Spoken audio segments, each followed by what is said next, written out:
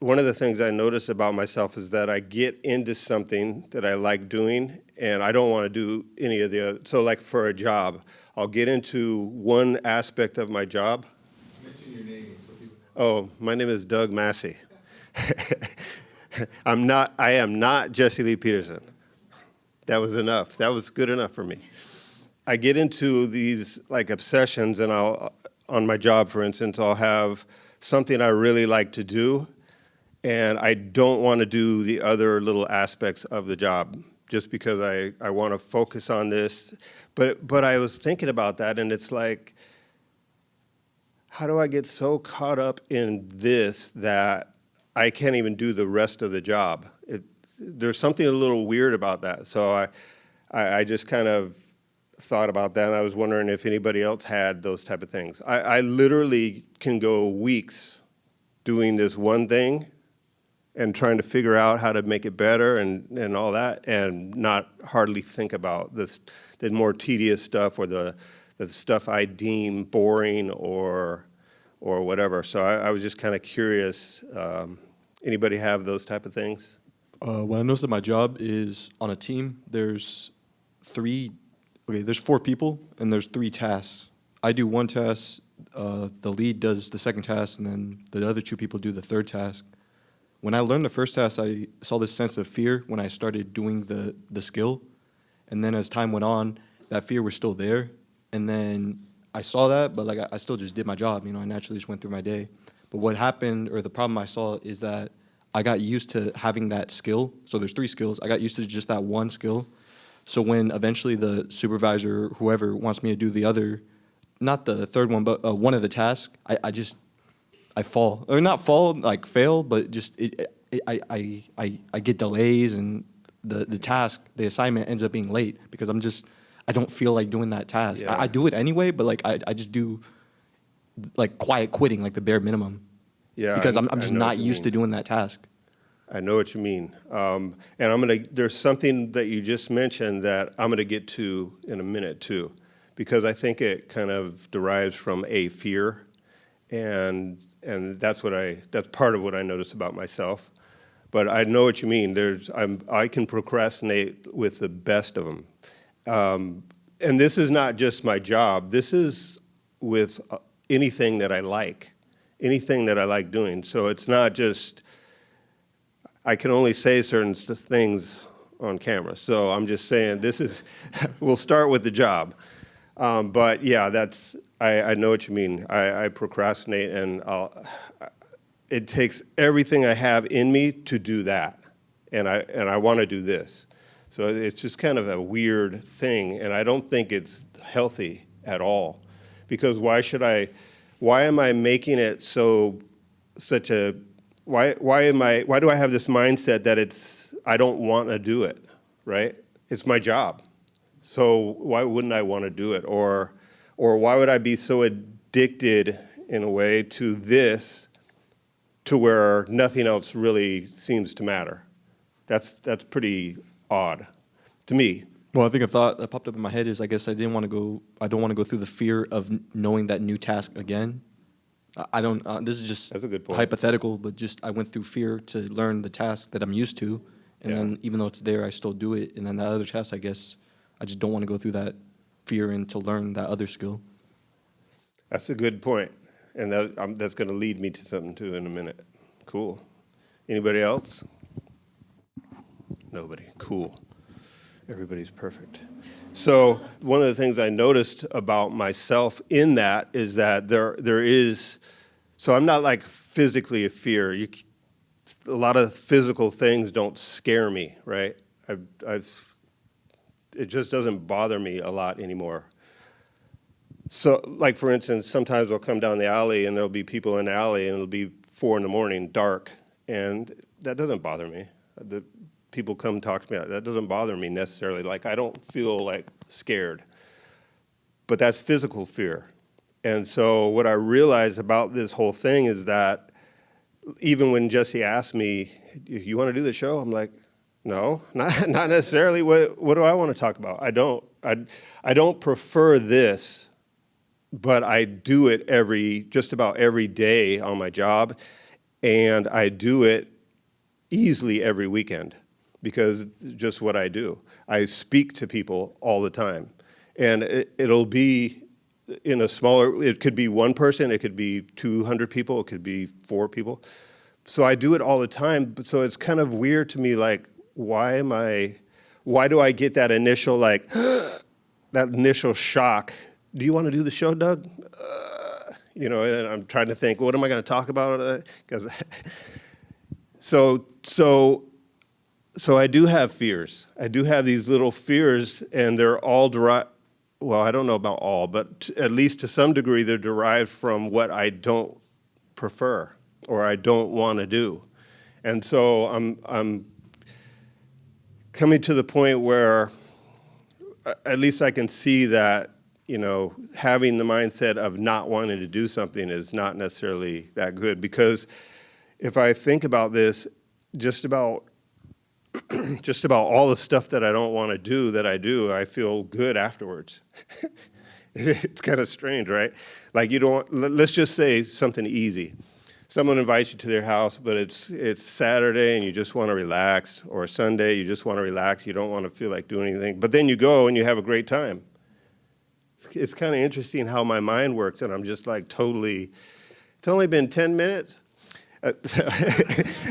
So I'm totally like in my head about what I don't want to do before anything happens anyway, and that's just odd to me. So anybody else that way? And then we'll come. You said something, Doug, that kind of really rang true to me, and that was when you said doing things that, well, having a preference. And that's something that I take with me like every day. I have a preference with stuff all the time.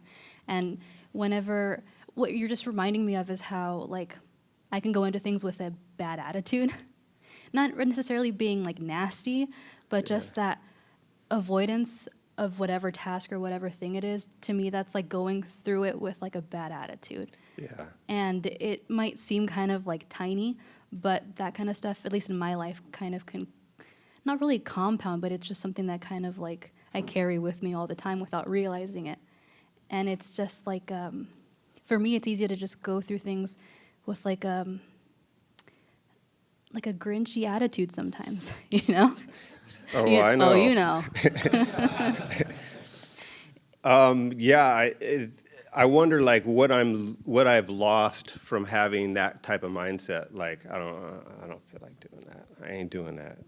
Like I wonder like how much I've really lost, or what I didn't gain from that type of mindset, because it can't be any good, right? Why shouldn't I want to do anything, right? In theory, I should be okay to go through whatever I have to go through. We're talking about little stuff like sweeping, something simple, like just nothing stuff. So I just wonder. I saw Joel's hand, and then I'll come to you. Don't sit up straight and don't lean on the table. You ain't at home. Don't tell me That's what from to the do. back. It's an anonymous message. I don't want to know do where that. that's This damn chair hurts my back. It's almost like a preconceived, like an idea that is like inputted into the mind, I guess, to want to already have an opinion about how you're going to feel about what like we don't want to do. Because you're right, it's like we don't know if we're not going to like it, and oftentimes we actually do like it, or we're okay with the result.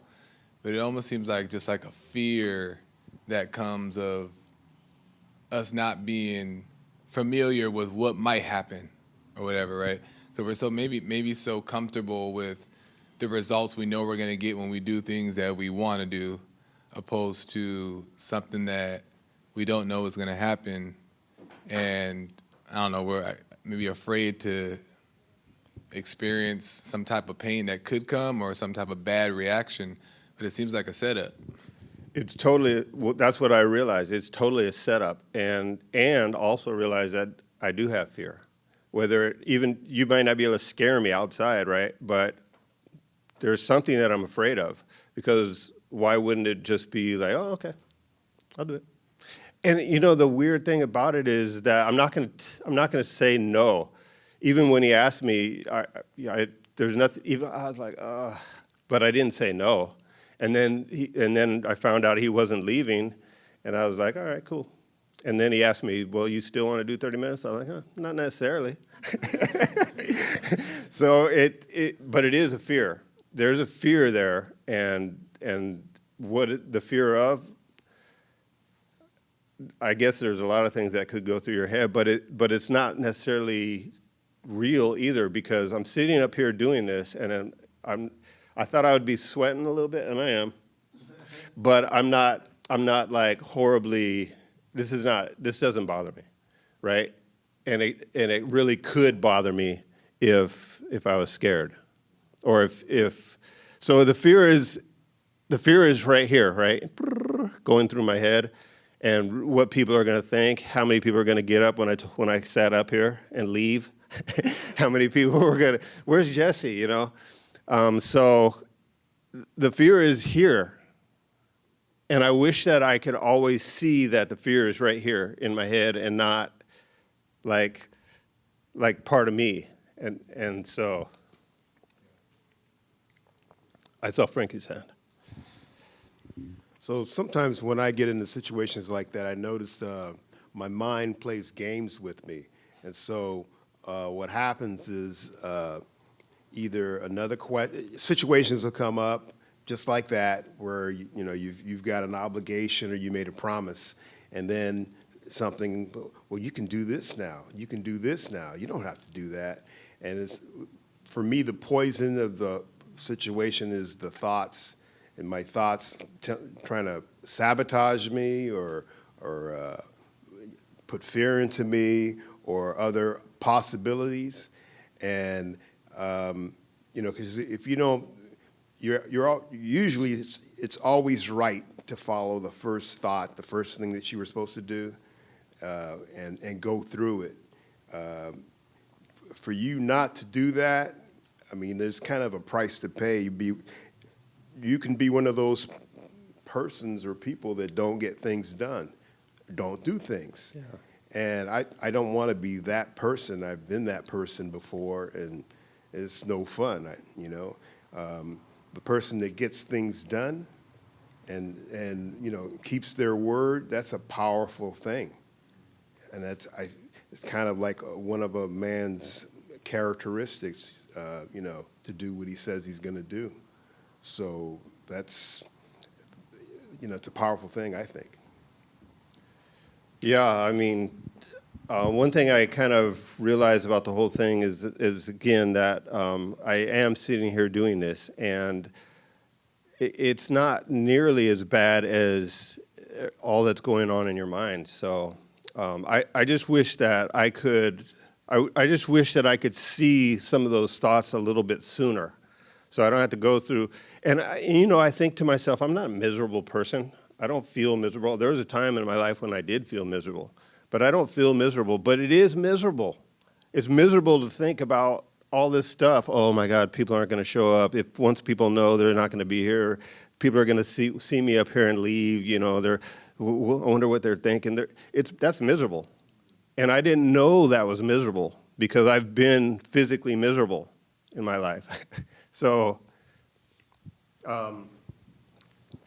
this young man here. Did you raise your hand? No, I was just agreeing with you. Oh, okay. Nice. Go ahead. Yeah, I did raise my hand. I just wanted to kind of echo and resonate on, echo and build on something you said, because it really resonated with me, on the nature of those thoughts. And it's funny because the more you watch those fears, and I think a lot of the fears we have are kind of our subtle fears, especially how we live now. Like, we don't have attackers or lions coming to get us. A lot of those fears are like something that just kind of lives anxiously, subtly in the back of our head and maybe nags at us a little bit. Or even if they're more serious than that. But what I've noticed as I watch those, and I still haven't completely learned this lesson, is those things that I'm afraid of. Like, I have my issue is, it's a silly one. It's personal bureaucratic things nag me and scare me, like taxes or legal things or whatever. A lot of them that maybe is just a phone call to resolve, and I put it off and I worry about it. And a lot of those worries that I have never actually exist. They're nowhere. They're not even a possibility. They're just a thing that I pine over in my mind. And had I just addressed it, I would realize that wasn't even a thing to be afraid of in the first place. Yeah, yeah. It's quite amazing that it's so subtle that I didn't even realize at first that I was miserable, right? Because I felt miserable physically in my life, and I know what that feels like. And this is miserable in a different way. I don't always feel like something bad is happening. I just go crazy. So to me, it's like for me, it's been a huge trick. It's been a huge lie that I just didn't even realize. And maybe I just kind of realized more of it, right, just sitting down here and talking about it, so. I think the way I've been able to battle what you're talking about is I don't think about things like somebody will tell me like, oh, go do this so you could get this result. I'm like, cool. I don't know if maybe it's ignorance or I don't know what it is, but it's just like, okay, cool, I'll go do this. They'll tell me, oh, go talk to that person, ask them about this. Boom, I go do it. And I'm like, dude, we didn't think you were gonna do it. But I think it's more than anything, I think it's a practice of things. The longer you do something that's uncomfortable, it comes to the point where it loses that sense of uncomfortability. And I think Is that a word? I don't know. I don't know. No, I think I know what you mean, except in this particular case for me, I'm not worried about speaking in front of people. I do it all the time. Right. I don't prefer it, and that's my issue. Oh. It's something that I don't prefer to do, and I'm trying to understand like why. Why do I not prefer to do this, and what other things don't I prefer to do that maybe hold me back in life, right? Because if I can do this every day, I just don't prefer to do it. Have I lost anything? I don't think I've lost anything, right? Yeah. I mean, in the sense that I am doing it, right? I think that my attitude kind of holds me back, and there might be something that I have lost from that, but I can do this. So I don't know why I have the mindset that this is boring. So is it just like the task that you don't want to do? That's what you're referring to? Like I just don't like people. Like I don't like to clean. So I used to have a cleaning lady, but then my wife's like, I'll just clean. We could save ourselves that money. But I don't like to clean the way she does. Like she's so meticulous about it. And sometimes she'll tell me like, hey, can you help me clean real quick? And I'll do it slow. That way she's like, get out of the way. I'll do it myself. But you do it wrong so that she... Yeah, so she tells me to nice. Go away. And I think I don't know if maybe that's the way you're talking about it. Like there's just certain things that you have to do, but you don't want to do them. So you just, I don't know, maybe the attitude or the spirit that you're going into doing them isn't right. That's for sure. But it leads me to my next point. And I saw somebody's hand too in a minute. Just 1 second. So what I realized is that, and I just thought about it right now when you said that, is that I have a huge, huge comfort zone, and I ain't coming out of it. I don't want to come out of it. I want to be comfortable. I don't want to be outside of that. So that's what I believe is why I have that. I don't want to do that, because I want to be right there in my little world, my beautiful little comfortable world. So I was getting a little confused, so I want to clarify. Are you talking about something like I like to build chairs or something, but I hate cleaning up? Like if somebody came, like a little fairy came and cleaned up the sawdust and put everything away, yeah, right? That would be, I'd order that right away. yeah, A little cleaning fairy. But Is that what you're talking about? Or are you talking about something that you just, like, I hate doing taxes, anything paperwork. Well, that's true too, but like for the sake of this conversation, is that what you're talking about? Just a task you're not really, like it's not fun? It could be literally anything, something that's outside of your, in my case, it was my comfort zone, right? Getting up here is not exactly the most Yeah. comfortable thing, but I can do it. Okay, And fair I enough. know I can do it because I've done it before. That's more, okay. But it could be that. It could be as little, because in our mind we think that's little. I don't feel like cleaning up. I don't like it. It could be that. Right. Anything that, I'm going to say anything that we don't want to do, we have the mindset that I do not like that is the problem. Right, oh, for sure. Yeah. So whether it's sweeping up your mess Yeah. or let's just say I like to cook, right? Cleaning up the mess, Yeah. that is the most painful thing. Oh, yeah. It's horrible. I'd But take I have the to do cooking it. over the dishes. If we could trade, Yeah. sign up for cooking. I just want to eat. Oh, I didn't know That's that was a all- that's third. all I That's the want. third option. I don't even want to cook. Yeah. But I don't mind cooking, so. So, because you mentioned fear, but I understand what you mean when you're trying to specify fear. Because usually when people think of fear, you're thinking of like being in the ocean and having a shark come underneath you. But you're not talking about that kind of fear. You're talking No. about, I'm talking about the kind of fear that comes up when you are asked to come out of your comfort zone. And I didn't think I had it. right. Right. And I didn't think, for the longest time, I didn't think that it was fear. I just figured, I just don't feel like doing that.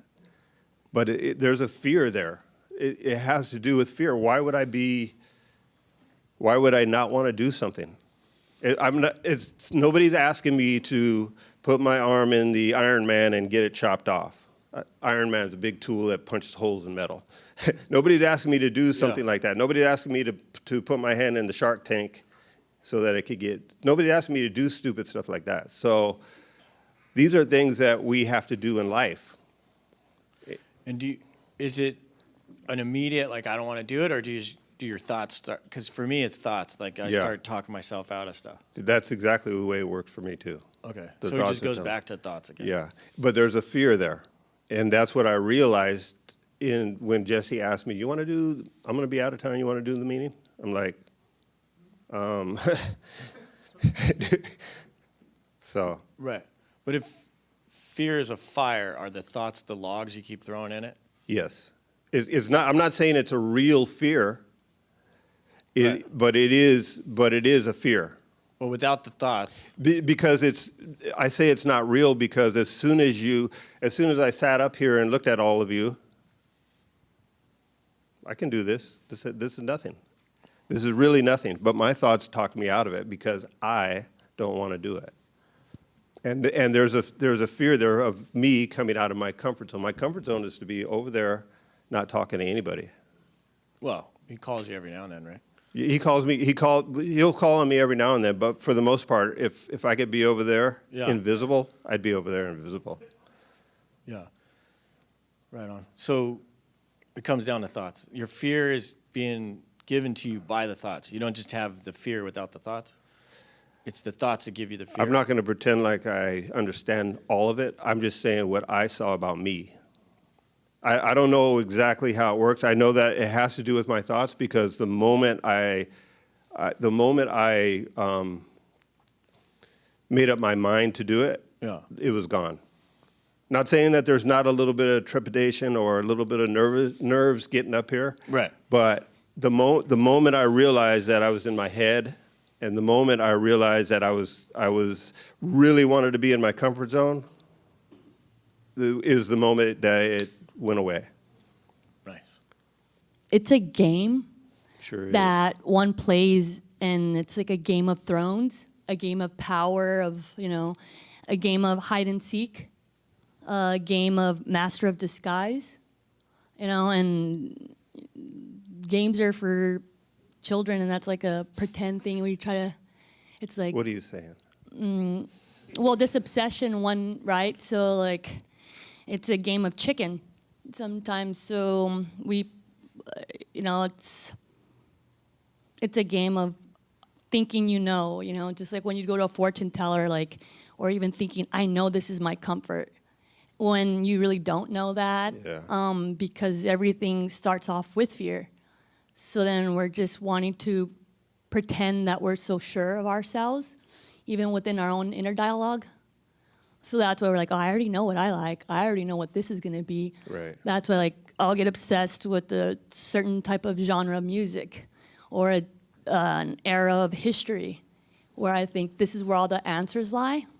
Or like you were saying about having fear about us not responding to you as the way we respond to Jesse. But it's like, you're no different than Jesse. Like maybe we think he has all the power. And so you're like, I don't want to, I don't have the power like he does. Or sometimes I'm like, oh, I don't want people to think I'm crazy, so I want to still stay silent so I can still have that power of mystique.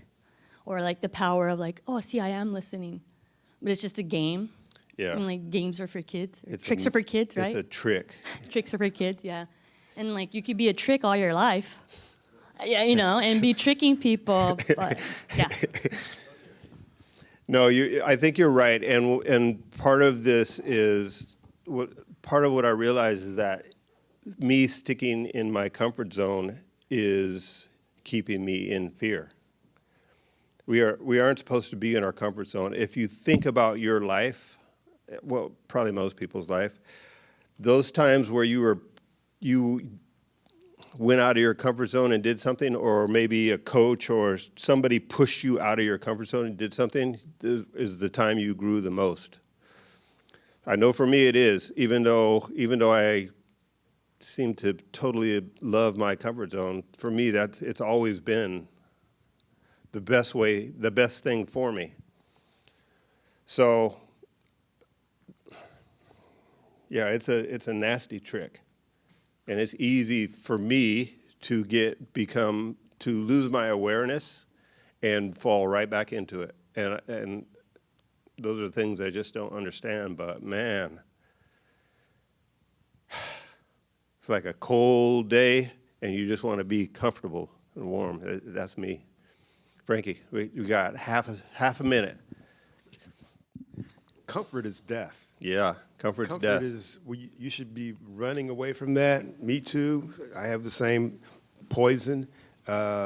Opposite of growth, opposite of freedom, opposite of almost everything. You don't take a chance. You got to take a chance. Got to take a risk. Got to jump. And so in my early part of my life, I used to just do some crazy stuff, I've never did a marathon. Let me do that. Let me see what that's like. Yeah. Oh my God, 26 And we get miles. obsessed doing that. Yeah. I've never jumped out of an airplane before. What is that And like? I never will. Yeah. You don't know until you try, and That's the true. doubt and the fear that's built behind the comfort thing is it's like something like an anti-man thing. You'd just be like a scared little boy, So I kind of like trying new things just to try, get hurt so that I can see what happens out of it. It's usually fun. So Yeah, most of the time it's been nothing. It's been very simple. You stumble a little bit at first, just like with anything new, but it's not that big of a deal. Last one. Who was it? Young man with the blue button-up shirt. I noticed that the vices temporarily numb the fear, and then the thoughts Yeah. think that we're in a sense of control. I'll give you an example. For example, two basic examples: exercising and cleaning the house. So we think we're comfortable cleaning the house or going to the gym or going for a walk, but every single time we go for a walk, go to a gym or clean the house, we have our AirPods in playing music, or we're chewing on some gum. We're doing some sort of vice. We think we're in our comfort zone doing the exercising or doing the cleaning, but in reality, we're depending on that vice in order to do those things. Yeah. And this can be music, gum. This is my experience. That's what it's been like, depending on music when I'm at work or exercising or cleaning the house or chewing gum while I'm driving or stuff like that. I think that's totally true, and it was one of my next things. Unfortunately, I ran out of time, but basically, I was going to say, just the fact that I am going into my head and and trying to be in a comfort zone. I don't know how exactly to say it. I know for me, I like to be comfortable so much that I am there as much as I can possibly be throughout the day. To a fault, right? Because I'm supposed to be aware. But you can't be aware and always in a comfort zone too. It just, at least I haven't been able to. So the fact that I love my comfort zone, I think it has something to do with what you just mentioned. Me trying to put in music when I'm working out. I don't do that necessarily, but I'm looking at everything, and in my head I'm talking about everything, right? Or I'm driving down the street and I'm talking about everything. So I'm not aware, and I think that literally drives me to my comfort zone. I noticed that because, like, for example, when I'm driving, it's either chew gum, I'm playing music, and if there's no music or no gum, I end up talking to myself. Yeah. So there's never that moment of silence when I'm driving. Most of the, like, probably 95% of the time, there's not that sense of silence when I'm doing that basic task of just driving home. Right. For me, of anything. Every once in a while, I see myself aware, and then in my head, just as quick. It's very strange, but that's the way my life is. I'll be aware, and then unaware, and then aware, and then unaware.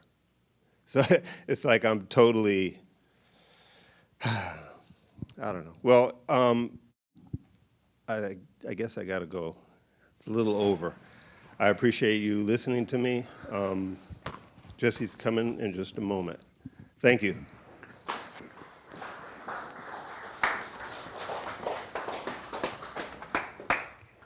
Hey, y'all.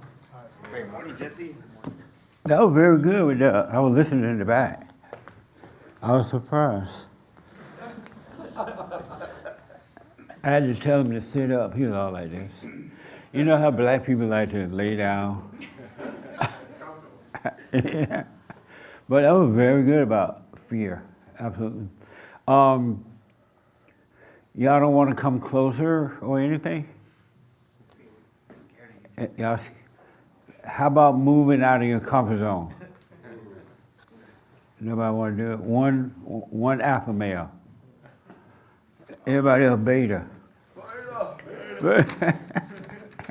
So, how's everybody? Merry Christmas, by the way. Yeah, Merry Christmas. The young lady, you don't want to come sit with other people? You like white people?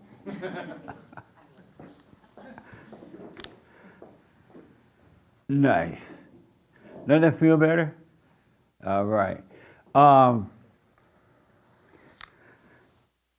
Very good talk, though. Very nice, man. And I know he's right. He's so in his comfort zone, he's lazy. But yeah, he's not lazy. He'll get up and do what he got to do, but that's it. And he go back to his comfort zone. Amazing. But any questions about anything? Oh, good. Wow.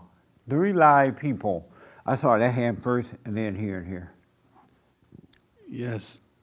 I have a question about the comfort zone. So if that's not something that we want, then when will there be a limit to satisfaction? When you have no comfort zone at all. But shouldn't you strive for something, like want something better? Yes, you should strive not to have a comfort zone.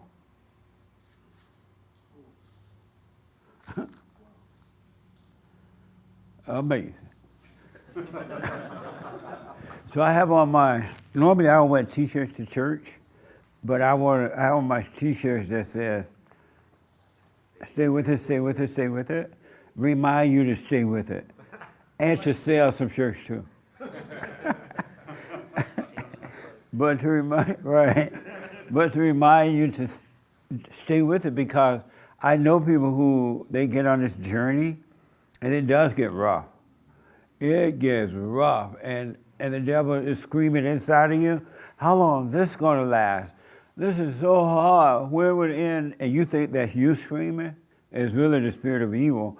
And some people get off, and they catch hell. When you go back into hell, it's double trouble. Or some people allow their friends or the crowd to pull them off, take them off the journey. Why are you doing that? You don't need to be doing that. That person knows what you're talking about. And you be doing fine, but someone can talk you out of it. And you get off, not knowing that that person is evil, and they want you to be as miserable as they are. And they get a thrill from taking you off there. So you got to look out for you. Really, you got to keep your eyes on you. Nobody love you. Do y'all know that? Nobody, your mama don't love you. Your daddy don't love you. Your friend, there is no love in the world. So don't expect they love you when they'll tell you that. There is no love. Your wife don't love you. Your husband don't love you. Your cat don't love you. Your dog. You just think that the dog loves you because you have dog love, and you think what the dog is feeling what you're feeling. Well, anyway.